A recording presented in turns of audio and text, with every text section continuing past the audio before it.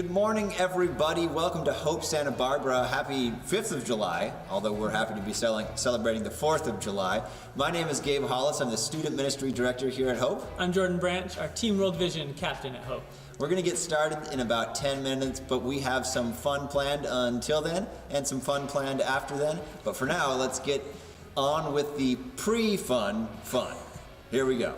So we're going to do a little challenge where we have to see whether the following things happened to Abraham Lincoln or Abraham from the Bible. This person was colorblind. Was it Abraham Lincoln or Abraham from the Bible? I'm guessing it's Lincoln. Yeah. I don't remember anything in the Bible talking about anybody being colorblind. Neither do I. Okay. It was Abraham Lincoln. All right. I didn't know that, actually. Neither did I. This person disliked harming animals even for food. I'm guessing it's Abe Lincoln? Yeah, I'm guessing too. I don't remember anything about Abraham from the Bible. That being true about him. Abraham Lincoln, yeah. All right. There we go. All right. His father was named Terah. Oh, man. I'm pretty dang sure this is Abraham from the Bible. That's what I was going to guess, Yeah. because Terra sounds like a Bible name. It does, yeah. I'm hopping on the bandwagon All with right, you. let's do it. It was Abraham from the Bible. Woo! Yeah. All right. Lied about his wife being his sister. It's either Abraham from the Bible or both of them, Yeah. but I think it's Abraham from the Bible. Yeah. Yeah, it's Abraham from the Bible. Okay. This isn't really hard so far. Like, for example, this one, wore size 14 shoes. Like, the Bible doesn't have shoe sizes in it. Right, it was sandal sizes, but he was a 14. Yeah. So Abraham from the Bible. Didn't have a middle name. I'm guessing both. Whoa. Yeah, that's good. I don't think Abraham even had a last name, the old Abraham. I feel like everyone just had, it was like Abraham, son of such and such. Right. Terah, I guess. Mm-hmm. Both. Bam. And we said both at the same time. Yeah. We both said it. Was obsessed with cats. It's gotta be Lincoln. Big boy Lincoln. Abe Lincoln. Yeah. Come on. What if it's neither? Hiding cats in that hat of his. Yeah. Well, just because the Bible doesn't say. Doesn't talk about Abraham. Yeah. Maybe he was cats. obsessed with cats. And we just don't know it. Yeah. That's Abe Lincoln. Oh, good man. I heard Mark Twain was also a really big fan of cats. Oh, really? Mm-hmm. Mm-hmm. I heard that's also true about you. That is also true of me, yes. Yes. Another famous person obsessed with cats. Yeah. Which country sponsored the voyage of Christopher Columbus to the Americas in 1492? Was it England, Portugal, Spain, or Djibouti? Not the first one, not the last one. I'd like to believe it's Djibouti. Oh, gosh. I know this one. Ferdinand and Isabella, right? I guess. Was it Portugal or Spain?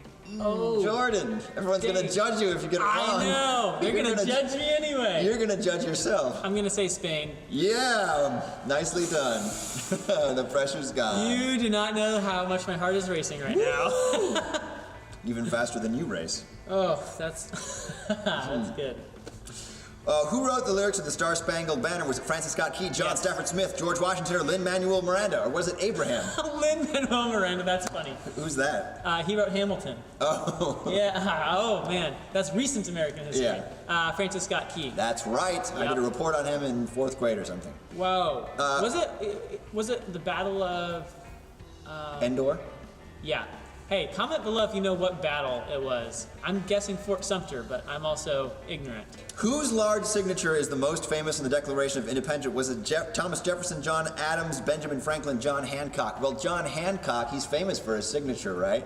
I don't know if it was a big one or not, but turns out, bam, it is John Hancock. It was a big one. It was large. He thought he was better than everybody else. I think he made some comment about like writing it big so King George could read it well or something. Yeah, King George. Yeah. King George, if you're watching, ha! Ha! We gotcha. Yeah, your signature is stupid. Now, if only I had a time machine so I could tell him to his face. Who was the first American to travel to space? Was it John Glenn, Neil Armstrong, Alan Shepard, or Buzz Lightyear? Buzz Lightyear? Yeah, to infinity and the beyond, to the moon and beyond. Wait, was Buzz Aldrin one of the... No, it was not. Okay. He was the first one to the moon, is that right? Or was that Neil Armstrong? I think that was Armstrong. I Okay. think it might... I'm going to say Alan Shepard. I don't know my astronauts very well, but I think it was Shepard. I think John Glenn and Neil Armstrong were maybe like the moon guys. I could be mistaken, I'm but going I'm to going go to with go Shepard. John Glenn just to make it exciting. Okay. Because I have no idea. It was Alan Shepard. Very nice. Woo! First man to bring a sheep to space. Is that right? No, his last name's Shepard. Oh! Which place officially became the 50th state on August 21st, 1959? Was it Alaska, Washington, D.C., Puerto Rico, or Hawaii? The middle two are not states. I believe we got Hawaii last. I think so. You're right. And I think, wasn't the last queen, what was the last queen of Hawaii? Queen Amidala.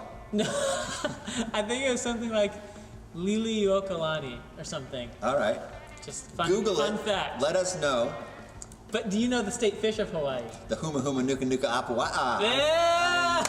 I know because we used to have one in our fish tank. And by our fish tank, I mean my brother's. Oh, I thought you were going to say, by ours, I mean the dentist. That's cool. What's the California state fish? That would be the Garibaldi. We have two, actually. The Garibaldi and the sea lion. The Garibaldi is the marine, like the saltwater state fish, because of its gold color, and it's the golden trout. Oh, golden It's trout. like everything golden is The California. Golden yeah. State. Exactly. But the Garibaldi is not even close to gold. Well, I mean, It's maybe like a close. dark orange. It's like I guess. it's like like- deep orange. like violently orange. How many amendments are in the United States Constitution? 10, 27, 33, or 50? I think it's 27. I'm gonna go with 27. Bam! Woo! I don't know about heaven, but I'm feeling 27. The first 10 are the Bill of Rights, but then after that, Yeah. it's like 17. Then it's the Bill of Wrongs. 17 wrongs. Yeah. How large is the United States in square miles? I thought it was saying, in the United States, how large is a square mile? 1 square mile. Yeah. Oh, hang on, let me do some thinking real quick. This is not real quick thinking. Okay, I am going to guess 3.8 million square miles. What?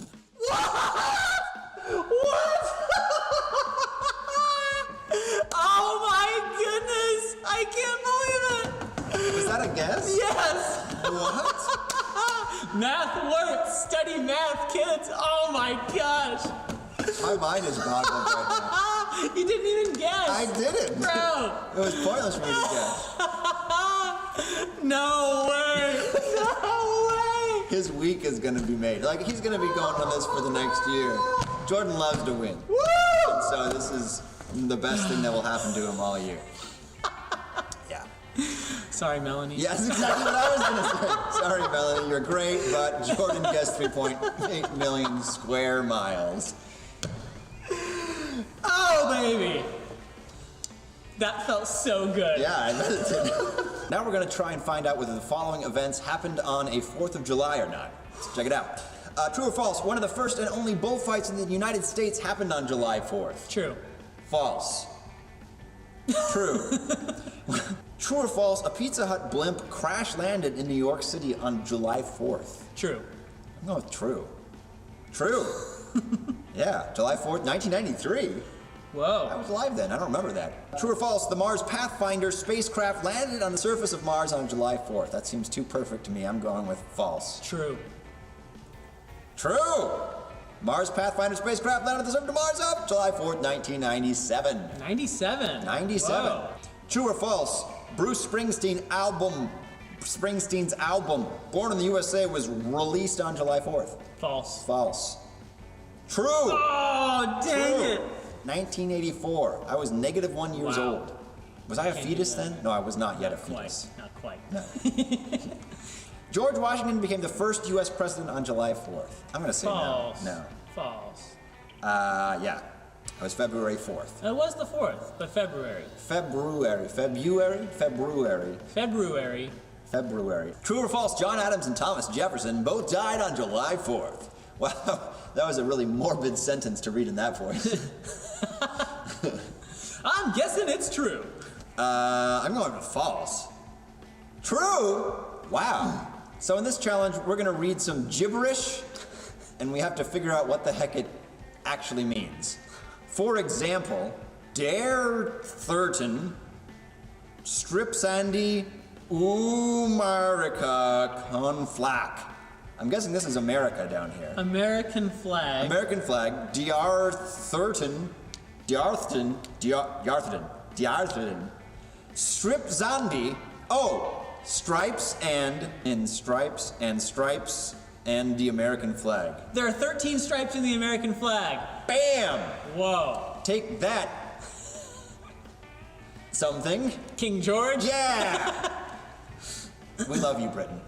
Murger Buff Chalf. Tear down this wall. Mr. Gorbachev. Tear down that wall! Nicely done, man. You're just killing it today. Power Revere Words of the Approaching Brits. Paul Revere. Warned of the approaching Brits. You got it. Nicely done. I for Benedict Arnold Detez. That's a tough one. I frambeding. Something about Benedict Arnold. If you're a Benedict Arnold, You're a Judas. You're Judas. You're Judas. A traitor. Ha! You're Jaundice. No, you're. I'll do the top one. Your John Hancock is your signature. Yeah. Got that one. Yeah, that was quick. It's good stuff. Well, thanks for joining us for that 4th of July madness. We'd love it if you would like this video, subscribe to our channel on YouTube, and share this video on Facebook. Yep, we're going to get started with our service in a little bit. We're going to start off with some songs, then we're going to hear an encouraging message from Pastor Jim, hear about some opportunities here at Hope, and end with one final song, all in about 50 minutes. And now that a little bit has passed, let's get started with the first song. Here we go.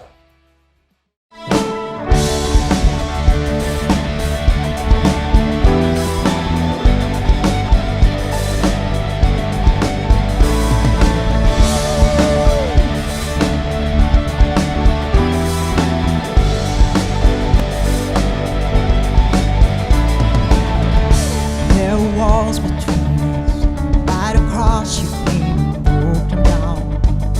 You broke them down. There were chains around us, by your grace we are no longer bound, no longer bound. You pulled me out of the grave, you pulled me into the light, you pulled my name and then my heart came alive.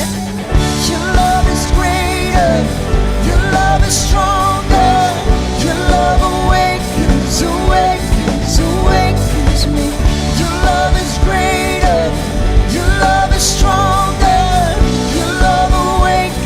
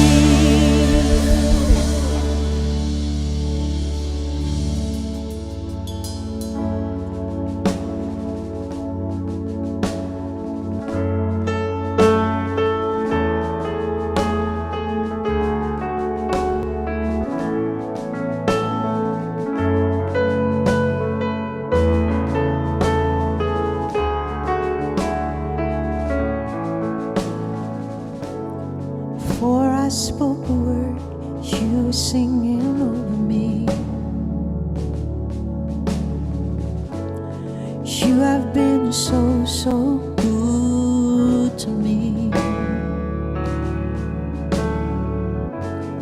Before I took a breath, you breathed your life in me. You have been so, so kind to me. Oh, the overwhelming, never-ending, reckless love of God. Oh, it chases me down, fights till I'm found, leaves the 99. I couldn't earn it, I don't deserve it, still you give yourself away. Oh, the overwhelming, never-ending, reckless love of God.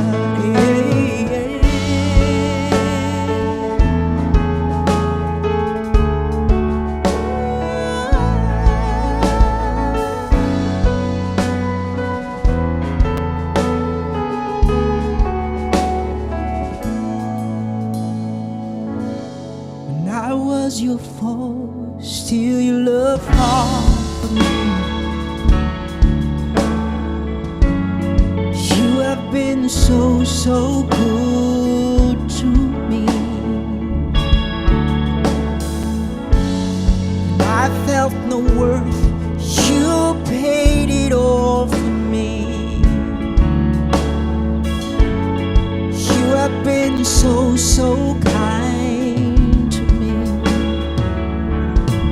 Oh, the overwhelming, never-ending, reckless love of God.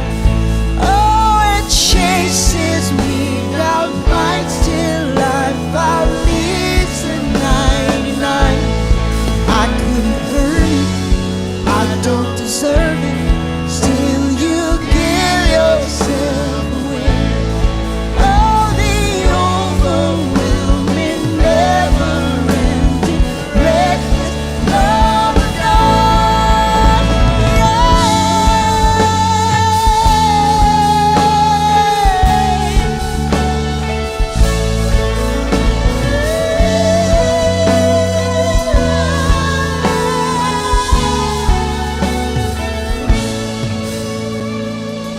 There's no shadow you won't light up, mountain you won't climb up, coming after me. There's no wall you won't kick down, lie you won't tear down, coming after me. There's no shadow you won't light up, mountain you won't climb up, coming after me. There's no wall you won't kick down, lie you won't tear down, coming after me. Yeah! There's no shadow you won't light up, mountain you won't climb up, coming after me. There's no wall you won't kick down, lie you won't tear down, coming after me.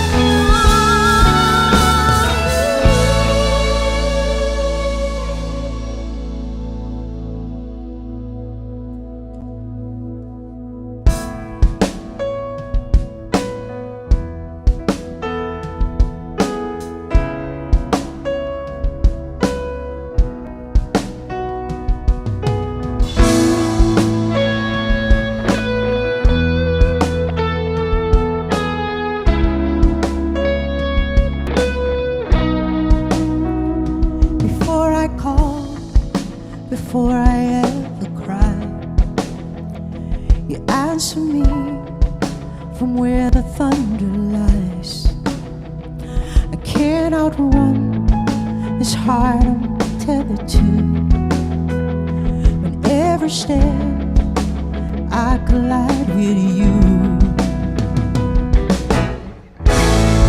like a tidal wave rushing over me, rushing into me.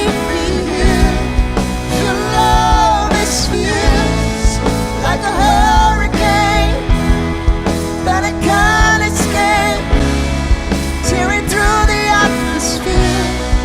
Your love is fierce, you cannot fail. The only thing I found is through it all, you never let me down. You don't hold back, relentless in pursuit. At every turn, I come face to face with you.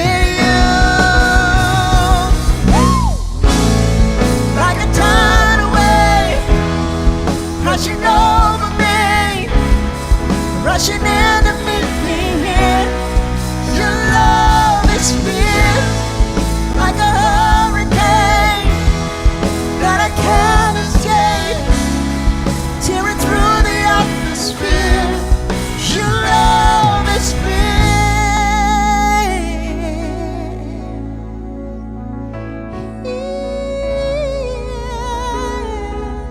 You surround me, you chase me down, you seek me out. How could I be lost when you have called me found? You chase me down, you seek me out. How could I be lost when you have called me found? You chase me down, you seek me out. How could I be lost when you have called me found?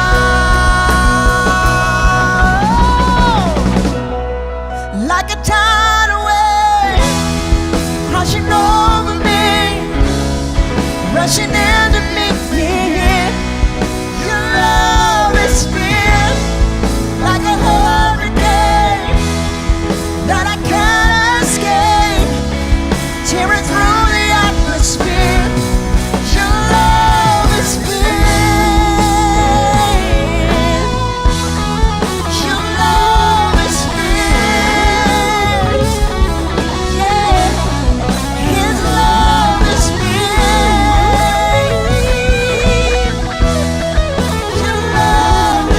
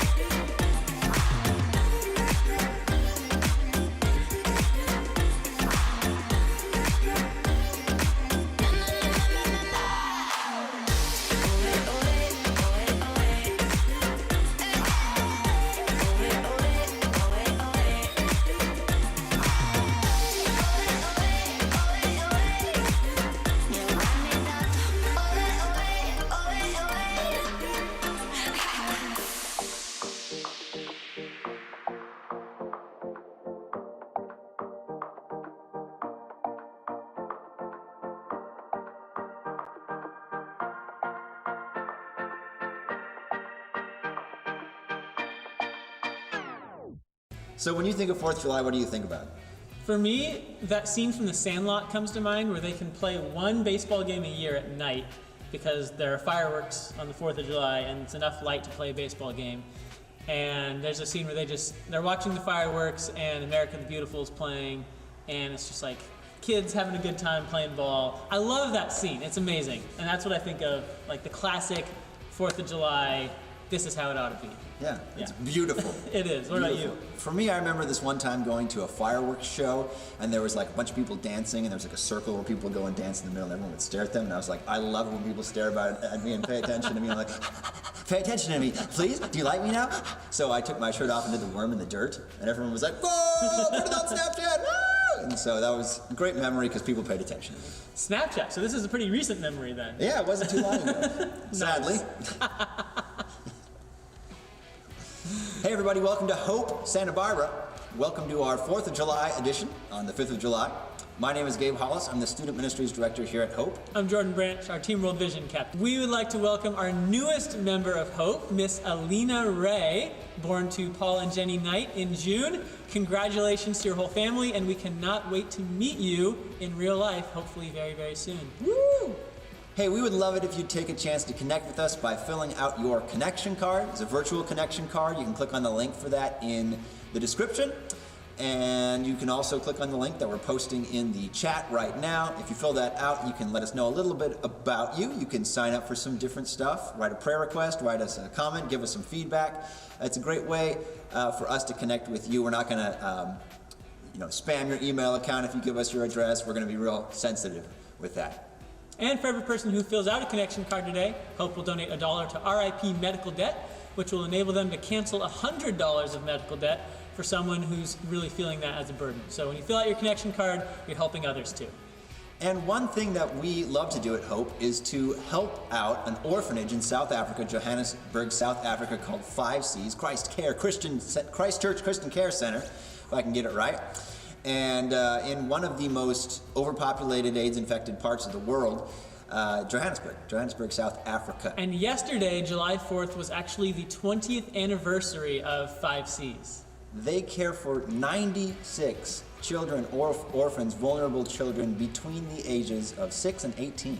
And for each of those kids to attend school, their tuition, their uniforms, textbooks, school supplies, and sometimes even their transportation needs to be paid for. And as a church, we have an opportunity to help make that happen. Check out this video. Situated in the city of Johannesburg, South Africa, is the life-transforming ministry of Christ Church Christian Care Center, a children's shelter with the aim of seeking to demonstrate the love of Jesus in practical ways to children at risk by rescuing them from the cycle of poverty, despair, and hopelessness, restoring their dignity and self-worth, and providing a safe environment where they can pursue their dreams and ambitions. My name is Mike Sanka, founder and director of the 5Cs, and I'd like to introduce you to some of my staff and children so that you can hear their stories. We enroll the kids. I do the assessment with the kids. If the neighborhood, like police, bring the child or hospital call saying that the child in need, I do the whole assessment to go and look at the issue and we take the child in. My work entails making sure that children are put in schools. It means making sure that there are educators there to help them with their studies. It means collecting reports. It means following up on progress. My typical day, it starts 5:30. They bath in the morning. After that, I make breakfast for them. After that, they go to bus so that bus can take them to school. Others, they go to the nearby schools, so I take them to the nearby schools. Malamu Amahle, Ngu grade 8, Nina 13.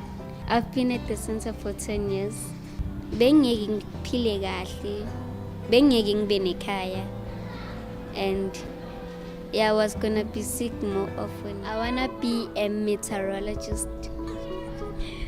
It's people who study the weather.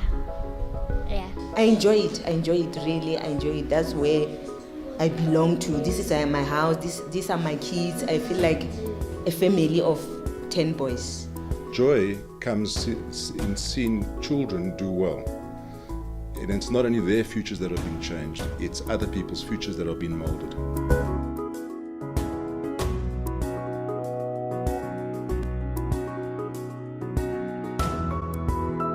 Hi, I'm Stacey Allen and I'm the Children's Ministry Director here at Hope Santa Barbara. Back in 2012 to 2013, I had the opportunity to travel to 5Cs in Johannesburg, South Africa, and what started out as a 3-month trip turned into a wonderful year-long adventure. While I was at 5Cs, I was able to see firsthand the love and care that the children at the center received. All the staff and care mothers work tirelessly to ensure that the holistic needs of every child is met.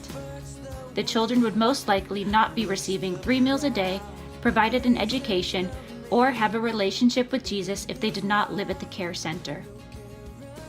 The incredible staff at 5Cs are helping to raise children in a way that shows them the love of Jesus and will give them hope and a future. As a church, we want to do our part to help them, and together we can make a tangible difference in the life trajectories of these children by supporting their education.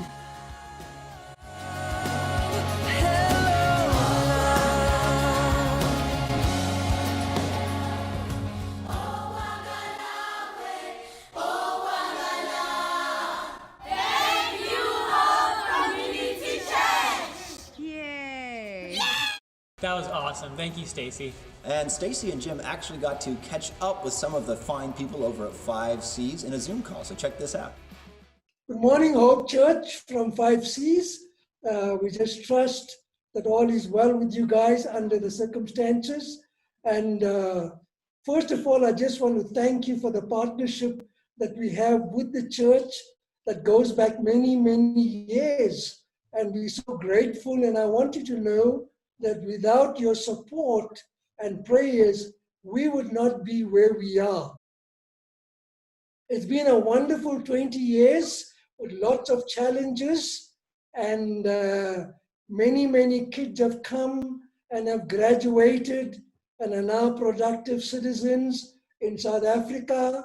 They've grown, some are married and have families.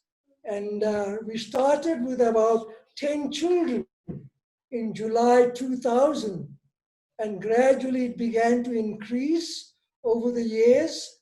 And now at the center here in Berea, we have 70 children between the age of 5 to 17. And we started another branch at one of our churches, Hope Community Church, named after your church in Santa Barbara. And there we have 25 girls. So in total, we have altogether 95 children. So thank you so much, Hope Community Church, for your partnership. I hope it carries on for a long, long time, that you continue to pray for us and support us so that we can take care of more and more children. And we're really grateful to God that many of them have come to know the Lord. They're walking with the Lord. In fact, during lockdown, and now when the churches are closed, Cabello at the back there, he ran the Sunday morning service together with Karabo and some of the others. So, they are taking up leadership role. So, this is quite exciting to see them grow spiritually also, and they become role models to the new children that come in. Just seeing all your faces, and many of your faces, we're supposed to be there right now today. We're supposed to be celebrating with you. I know. And it's so sad that we can't be there with you, but this is really great to be able to see. Well, we love you and we miss you. And we're looking forward to see you again next year. Yeah, we miss you too. We miss you too. I'd like to do a song for you guys. We would love to hear it. I would love that. Okay. All right, let's do the song. Are you all ready? Yes. Okay. Looking at Uncle Jim, let's start. Everyone looks at Uncle Jim and let's start singing. Look at the screen there. Let's go for it. Loud. Modi Moria Ugo, Priya Ugo,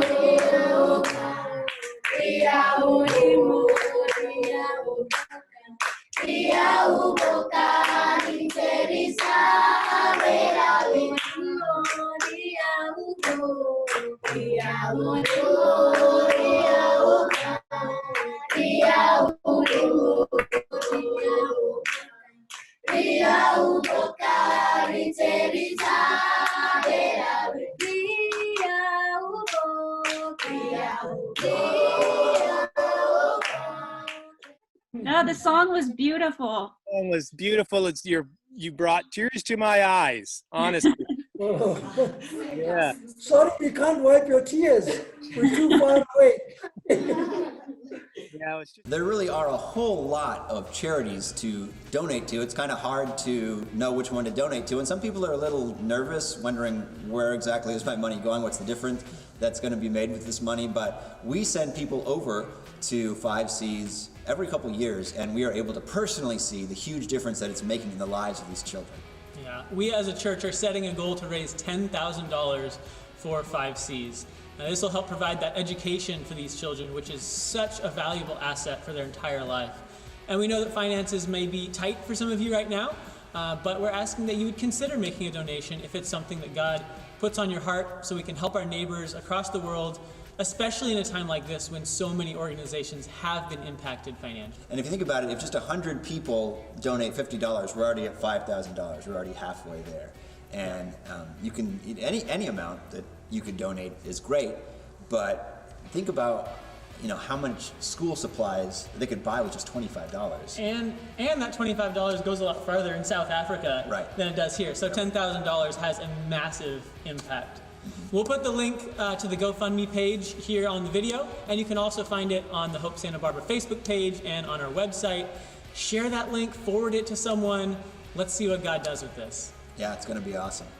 And you, as I recall, when you were raising money for Team World Vision to fight the global water crisis, you set a goal. If you reached $10,000, you would get a tattoo, which you did. I did, yes. And so I'm excited to talk about this. If we reach $10,000, I'm personally going to volunteer my coworker Emily Milton to get a tattoo. Yeah. So. Yeah, I think that's really brave of you to volunteer Emily like that. I think it's going to do a lot of good for the cause. Right. I had to spend a lot of time thinking about it, praying about it, and I finally came to the conclusion that's the right thing to do. Volunteer her. I think so too. Yeah. Thanks. Now here's Pastor Jim with today's message. Thanks, Gabe and Jordan. We are in the 5th and final week of our series Follow, where we have now spent 5 weeks encouraging one another to follow Jesus. This at a time when there are many other voices calling to each one of us from many different places to follow them. This is nothing new, but it's especially true right now because of how polarized our culture is today. It's interesting because you can walk up to virtually any person, even a total stranger, and by asking just a handful of questions, you can figure out with a reasonable degree of accuracy who or what that person is following. And not only in terms of ideology or philosophy or of faith, but also even perhaps what podcasts they listen to or what authors they read and what news media outlets they frequent. Am I right? I mean, depending on the questions you ask. And you know what else? I would wager that you wouldn't get far into the conversation before you discovered whether someone was a Jesus follower or not. And I should qualify. By Jesus follower, I don't mean someone who follows Jesus and nobody or nothing else. Of course you can follow Jesus and still, follow people on Facebook or follow other people's blogs or podcasts or follow a leader you respect and want to emulate. I assume everyone understands that. What we've been talking about is who or what it is you primarily follow. And we all have that person or that thing that most informs us, most shapes our thinking and our values, and consequently our choices and behavior. Some of us honestly don't know what that is, especially if you're very young. When you're young, when you're a kid, you don't realize that it's your group of friends that are most influencing what you think about things or how you act or behave, or that it's the 30+ hours of TV you watch every week when you're a kid that most shapes your views about right and wrong, about morality, and determines what you value. Hopefully, as you grow older, you become more and more aware of how those things have shaped you and are shaping you. Because as I've said throughout this series, who or what you follow determines not only where you will end up in life, but it determines your perspective and your values right now. The choices you make, your actions and reactions, what you think, and even how you feel. Jesus said, "Follow me." Follow me. First and foremost, follow me, and I will guide you in who else or what else you should follow. Just make sure, Jesus says, before anything or anyone else, that you follow me. And when you read John 10, you hear him talk about, learn the sound of my voice. The sound of my voice is not a voice of judgment or condemnation. It's not a voice of fear or anxiety. It's not a voice of hostility or shame. It's a voice of love and mercy, calling you into my peace, my rest, my security. See, we are all followers, and who or what we follow determines where we will end up in life, and it determines how we will experience life right now. Jesus said, and history essentially proves this out, but Jesus said that we are sheep. Not a very complimentary term for the people he is hoping to win over. Referring to people as sheep was just as derogatory in his day as it is today. But that's what we are. And there's a reason for that. It's because in a very real sense, that's how we were created. We were created with a need to follow. And that's what we do, all of us. Sure, there are those who claim they don't follow anybody. But upon closer examination of their life, you would find, and they would find, that they have followed some path, some philosophy, some school of thought that compelled them even to make that claim. The argument can be made that you can't choose to not follow. All you can do is choose who or what you will follow. Everybody follows somebody or something. Joy Behar, one of the hosts on the morning TV show, The View, she made that assertion just a couple days ago, that we are all sheep. And it was an accurate observation, an observation made by countless people before, for thousands of years. And there have been those who, down through history, recognizing that fact, have leveraged it for evil purposes. Adolf Hitler understood the sheep-like nature of people, human beings, and he made no secret about leveraging it. He said, I use emotion for the many and reserve reason for the few. In Mein Kampf, he wrote this, by means of shrewd lies, unremittingly repeated, it is possible to make people believe that heaven is hell or hell heaven. The greater the lie, the more readily it will be believed. And many other totalitarian leaders throughout history have used this fact of human nature to mobilize the masses in horrifically violent and destructive ways. History is full of those accounts. Now, of course, nowadays, we pride ourselves on not being sheep, not just going with the crowd, not just blindly following. We all consider ourselves to be far too intelligent, far too informed, too independent in our thinking to simply be sheep. We are not sheep. We confidently declare as we diligently and dutifully follow those we have chosen to lead us or to lead our particular ideological community.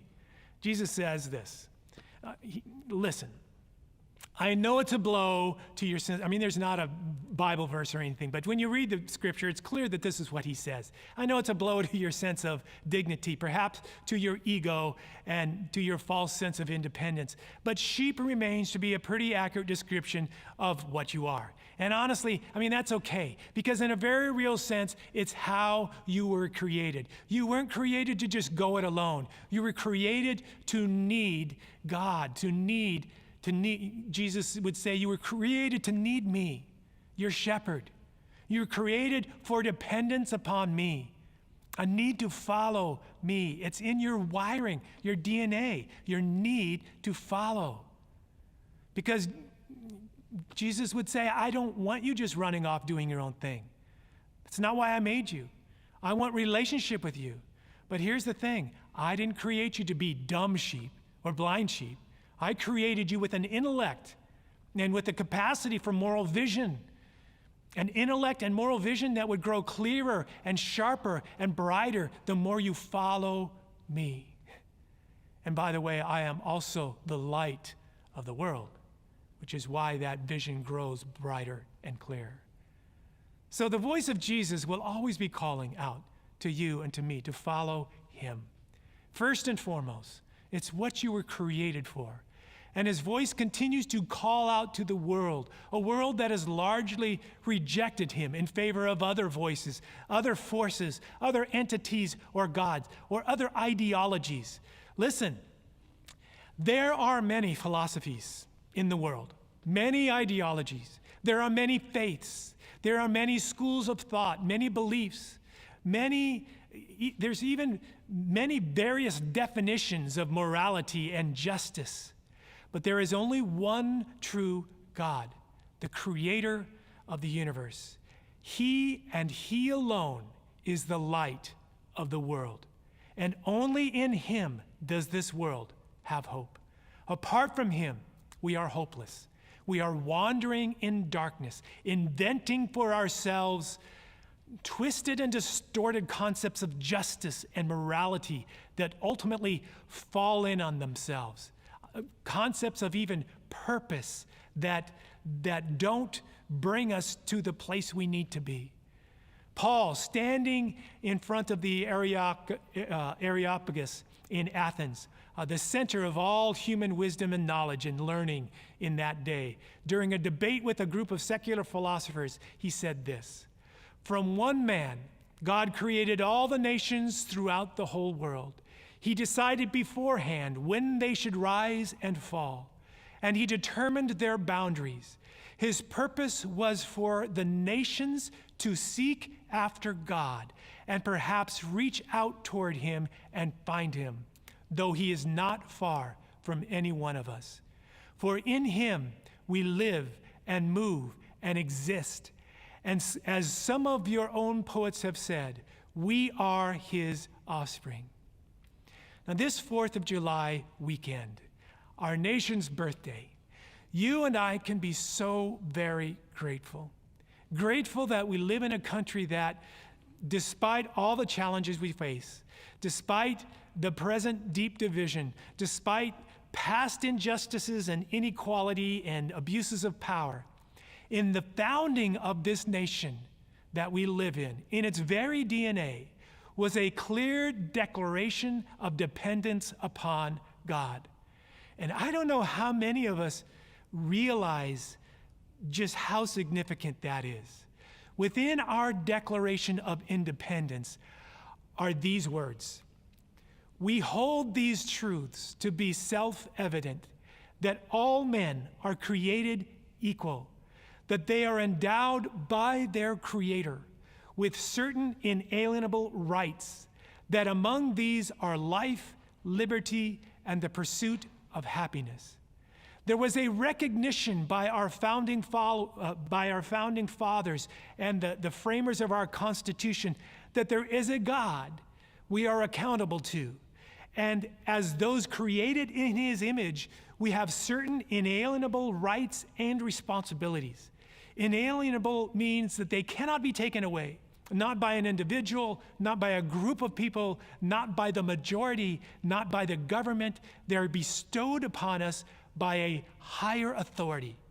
There was a recognition of this reality, even though at the time this truth was not being practiced or applied in many of the ways it should have been, not only in our own nation, but anywhere in the world at that time. But because there was that basic recognition and assertion, the first of its kind in history by any nation, there was a seed that took root and began to grow and ultimately blossom into things like the abolition movement and the Emancipation Proclamation and a costly war where over 600,000 Americans would give their lives to put an end to slavery. And then the women's suffrage movement and the civil rights movement. I mean, were there a myriad of evils our country either participated in or was responsible for? Yes. But because of what it was rooted in, those evils did not and do not define it. And as a result, it has become a nation that has freed more people than any other by a long shot. It has been responsible for the economic betterment of the global population and for a rise in human rights and democracy all over the world. And that's why people from every corner of the world, from every race, every creed, color, and nation want to migrate here. Listen, my intention isn't to be political here. Does our nation have problems, issues? Of course it does. But hey, it's its birthday, okay? And you don't bash somebody on their birthday, right? There may be some things wrong in our country. But listen, there are so many things right. And we should be grateful for that. Listen, sinners like you and me were once riddled with immorality and injustice and rebellion, dishonesty and hypocrisy, self-indulgence, hostility, hatred. But when we recognized our need for a Savior and turned toward God and declared our dependence upon God, a seed was planted in us that began to transform us from the inside out. And if you're like me, I still may struggle with hypocrisy. I may still wrestle with being selfish. I may still become hostile on occasion. But by the grace of God, I am not what I used to be. And it's only by the grace of God. And thank God that He does not judge me on my past, but He looks at me and He sees me, who I am becoming.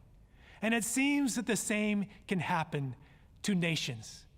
Martin Luther King often said that evil or injustice contains the seeds of its own destruction, meaning that where an evil belief or ideology, wherever an evil belief or ideology crops up, or a system of injustice, it is ultimately doomed to fail. It will ultimately not prevail. It just can't. It may grab hold for a season, but it will not last because it is self-defeating in nature. It contains the seeds of its own destruction. God, the creator of the universe, stacked the deck against evil. Many politicians have quoted Dr. King's famous line, "The arc of the moral universe is long, but it bends toward justice." But so many of them, they typically leave out the context, the rest of that quote. See, Dr. King understood that the moral arc exists only because of a God acting upon it in history. Here's the original context in which Dr. King spoke those words. Evil may so shape events that Caesar will occupy a palace and Christ a cross, but that same Christ will rise up and split history into AD and BC, so that even the life of Caesar must be dated by his name. Yes, the arc of the moral universe is long, but it bends toward justice. If there is a moral arc in history, and be assured there is, it is only because there is a creator God calling us to follow him toward the end of that moral arc, which is justice and mercy. In other words, just as evil contains the seeds of its own destruction, faith in God contains the seeds of its own victory. Ultimately, faith in, belief in, and dependence upon God will rule the day. You know it's true. And Jesus taught us it doesn't take even a whole lot of faith. Faith the size of a mustard seed, the smallest of all seeds. Jesus said, I tell you the truth, if you have faith even as small as a mustard seed, you could say to this mountain, move from here to there, and it would move. Nothing would be impossible. You could say to this mountain of injustice, you could say to this mountain of violence, you could say to this mountain of corruption, be moved, and it will be done. Our Declaration of Independence and our Constitution contain just such seeds of faith in and dependence upon God that arguably has been the one thing holding our nation together when there were so many other forces trying to tear it apart. Listen, you know this. We dare not jettison that foundational conviction or yield to those forces or entities that would want to nullify it, that would want to erase the idea that our nation acknowledges dependence upon God as an integral part of its foundation. It's in following God that we have been led to the firm conviction and understanding that his image resides in every single one of us, regardless of race, religion, ethnicity, ideology, economic status, sexual orientation. And while we need not and must not celebrate every action and behavior, acts of discrimination or of corruption or immorality, we dare not devalue the individual who falls short. And we dare not allow this ideology of repaying evil for evil to take hold. This is the one and only hope for the world. As we follow Jesus, we learn, do not be overcome by evil, but overcome evil with good. In other words, don't let the evil you experience, the evil you see, the evil you witness, the evil aimed at you or at someone you love, don't let that evil overwhelm your soul and overcome you. Instead, overcome that evil with goodness. Or as Peter writes, don't repay evil for evil.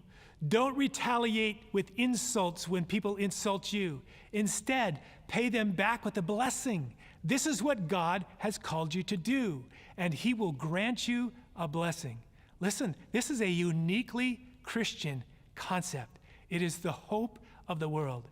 Martin Luther King wrote this: Jesus eloquently affirmed from the cross a higher law. He knew that the old eye for an eye philosophy would leave everyone blind. He did not seek to overcome evil with evil. He overcame evil with good. Although crucified by hate, he responded with aggressive love. What a magnificent lesson. Generations will rise and fall.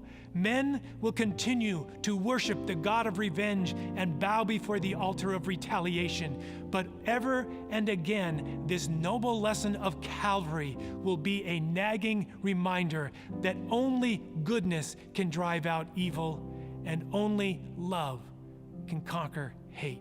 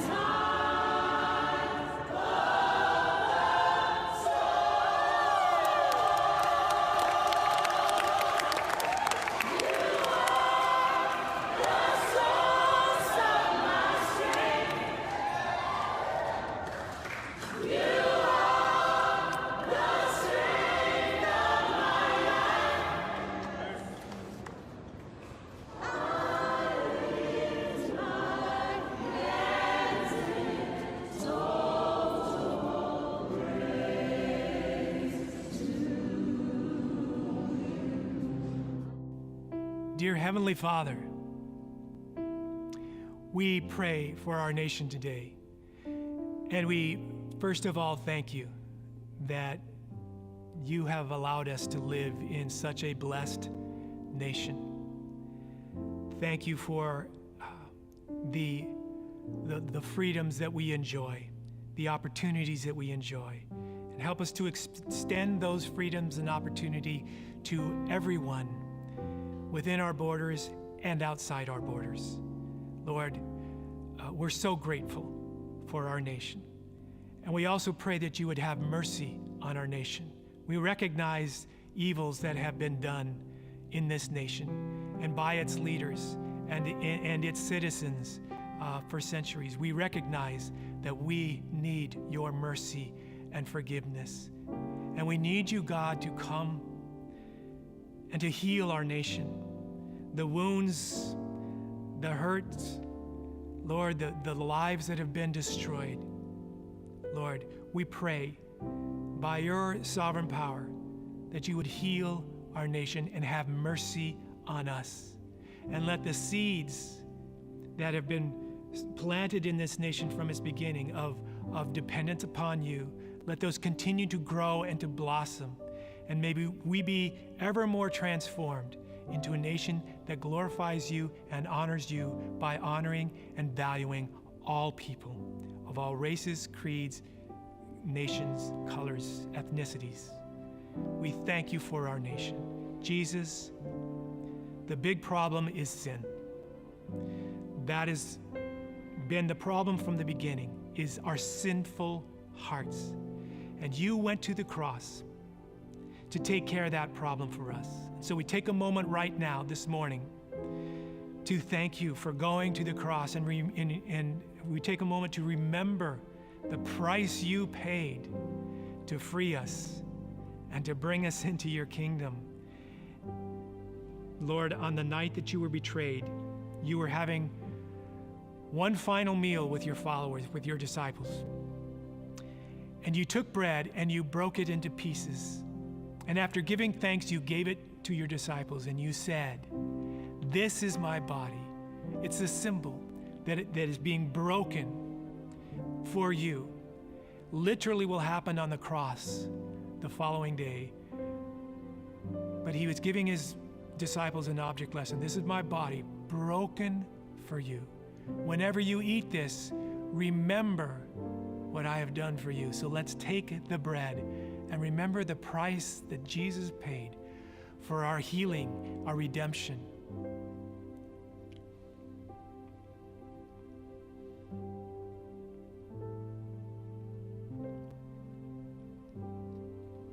The Bible says that in the same way he took a cup filled with wine. And after giving thanks, he gave it to his disciples. And when he gave it to them, he said, "This is my blood, a symbol of my blood, which tomorrow will be literally spilled for you on the cross." Whenever you eat this bread and drink this cup, remember the price I paid for your freedom and your redemption. So let's drink and remember.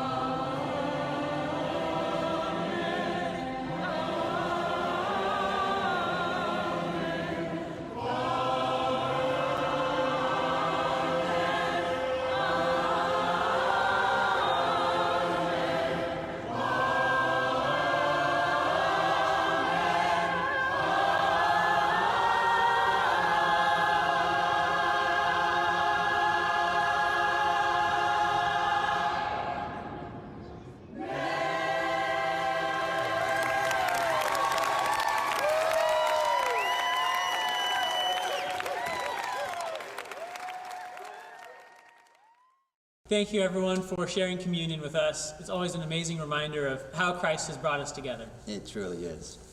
We miss seeing you all together, and so we've been doing something called Faces of Hope, where people from Hope can shout out to other people from Hope. So here are the people from Hope who shouted out to other people from Hope this week. Hey guys, it's the Bubins. Wanted to give a shout out to several people. First, I just want to give a shout out to Gabe and to Jordan for all the fun you guys are bringing to the service, pre-service, every Sunday. Keep up the great work. And Pastor Jim, want to give a big shout out to you for the really relevant messages and all of the efforts that you're putting into to bring us the word every week in a fun, exciting way. So looking forward to seeing you guys again soon. And also want to give a shout out to Cindy and Emily. Thank you so much for all you're doing for the kids during this time. We really appreciate it. We miss you all and we hope to see you guys soon. Take care, everybody. Hey, everybody. Gabe Hollis here with Nancy Carlson, who wanted to give a shout out to our good friend Robert Richter, who is turning, how old, Nancy? 62. 62. Happy birthday, Robert. It's today, right? Happy birthday. I want to shout out to everyone at church, but Emily, Dave, Pete, Jim, all my friends, and Lisa. But everyone, bye. Thanks for those shout outs. We love being able to get to hear from y'all. Totally, it's awesome every single week. Take a moment now to fill out your connection card and be sure to leave a comment with what tattoo you want Emily to get. And if you would love to support Hope and get the message of Jesus Christ and his love out to as many people as possible, make sure to give online. You can do that at hopesb.com/give, hopesb.com/give. You can also mail your donations to 4141 State Street, E14, Santa Barbara, California, 93110. We're going to end with one final song, and then we'll let you know how you can hang out with some people from Hope today.